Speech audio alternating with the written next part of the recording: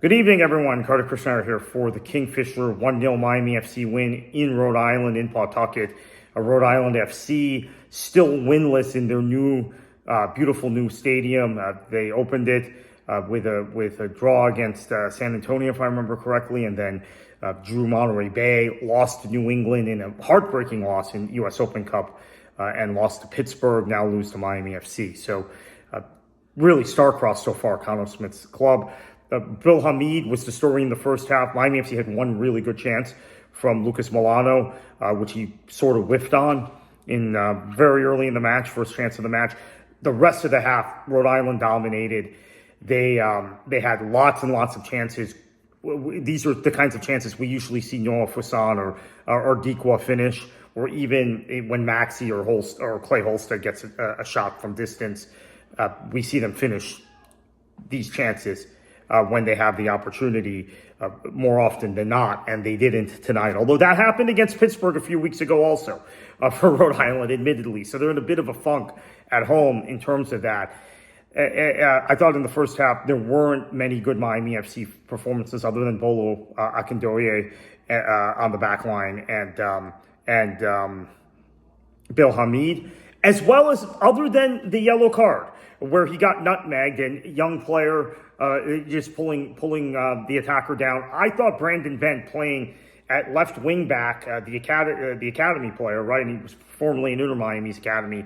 I thought he had a good first half, but he had that yellow card. So very smart of Gaston Mondone to get him off, bring Mitrano on, who's a little more seasoned in these situations.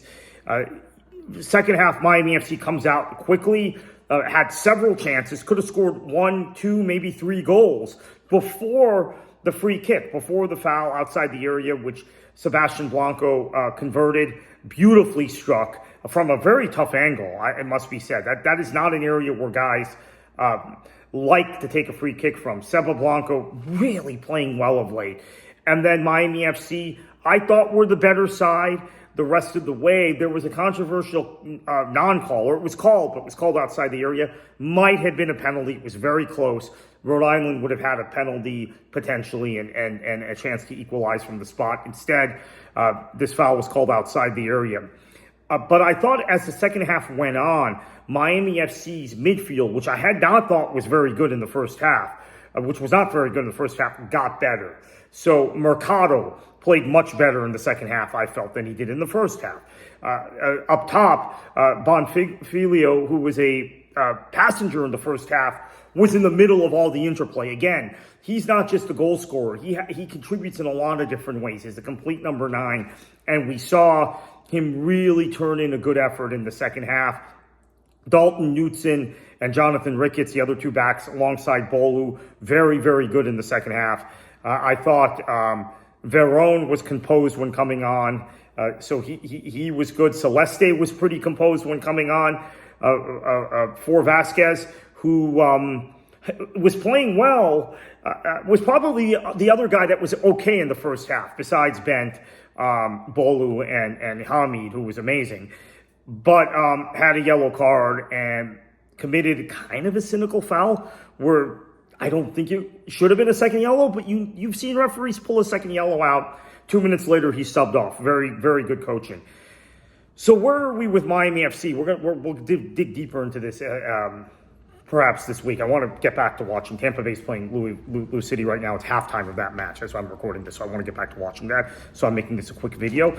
But I want to say this is the most consistent. The last 2 months is the most consistent Miami FC has looked to me since the end of the 2020 season. Yes, in 2021 and 2022, Miami FC made the playoffs with inflated wage bills, I must add, with teams that were expensively assembled. But they were really good one match, not so good the next, really good one match, not so good the next.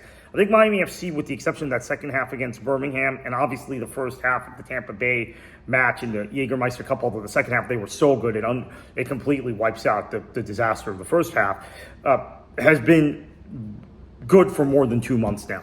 Going back to the second half of the match against New Mexico United, which they lost 1-0 at the end of March. I think Miami FC has been good now. consistently good, giving the same sort of professional performances week in and week out. That second half against Birmingham was kind of atypical, but they had been so good in the first half. So this is the best, in my opinion, Miami FC probably has been since coming into the USL Championship. Now, the Eastern Conference was, in 2021 and 2022, to me, the weaker of the two conferences, which is why Miami was able to make the playoffs those two seasons. I'm not sure it's the weaker of the two conferences right now. I thought it would be before the season. I thought the West was going to be much stronger, but there are teams like North Carolina, Detroit has been better than I thought they'd be, although they're not great. North Carolina and Loudoun are much better than I thought they'd be. Pittsburgh, I thought they'd be better than everybody else thought they would be, and they have been better than everybody else thought they'd be. And then of course now, you're looking at a Birmingham team that, even though they lost the other day to Indy, to me were much better in that match, and they have reinforcements and they have the right coach. So with the exception of Tampa Bay, and we'll see what happens in the second half against Lou City, they're down 2-1 as we record this. Everybody in the Eastern Conference is as good or better than we thought they'd be, with the exception of Indy and Tampa Bay. In fact, Hartford is not getting results, but it feels like results might come for them because they're playing better and better. So that doesn't. So what I'm saying is, don't, just because I'm saying this Miami FC team right now looks like the best team since we've joined the USL Championship, which is going back to the 2020 season, our best team, professional team since the 2017 NASL team, that does not mean that this team is going to finish third or fourth in the Eastern Conference. It could be seventh, it could be eighth, could miss the playoffs, because I think the East is better than it was the two seasons where there was a normal format, or actually only one season where there was a normal format, 2022, and Miami made the playoffs. Obviously, that season lost to the Rowdies in the first round that year. We'll have much more on Miami FC this week.